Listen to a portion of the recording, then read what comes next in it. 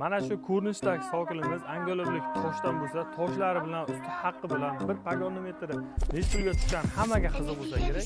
Videomizni oxirigacha ko'ring, narxini oxirida aytib o'taman. Abdulaziz akamiz xonadonlarini, sokinlarni bardiyor, padagonlik, ariqcha, hammasi toshlarni qilib berdik. Bu obyektimizni angoloblik toshdan ishlatdik. Sokinlari 5 qator faskali, plyuslarni ham qo'yib berganmiz. Bardiyorlarini tashqi tarafini angoloblik toshdan, ichlarini esa oq kafeldan qilib berdik, yorug'roq bo'lib turishi uchun. Ariqchalari kirganimizda chuqurligi 15 cm, eni esa 5 cm.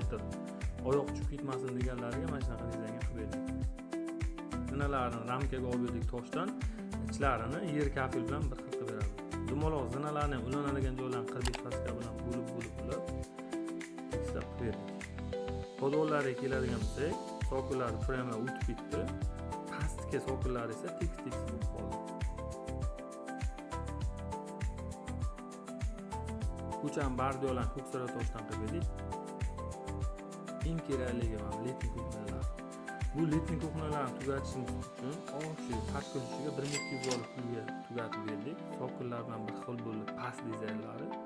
Mo'rilarga keladigan bo'lsa, uy egalari mana shu dizayn tanlaganlar uchun uy egalari talablariga qarab tugatib berdik.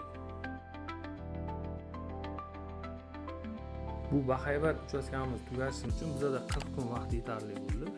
Bu sokinimizda 1 pagonometr angoloblik toshdan bo'lganligi sababli 670 ming so'mdan tushgan. Bu obyektimizni to'liq bitirmadik. To'liq bitirib, nasib qilganimizda yana bitta video qilib ko'rsatamiz. Kuzatishda davom etinglar, like va podpiska bosishdan chiqmang. Sog' bo'linglar, salomat bo'ling.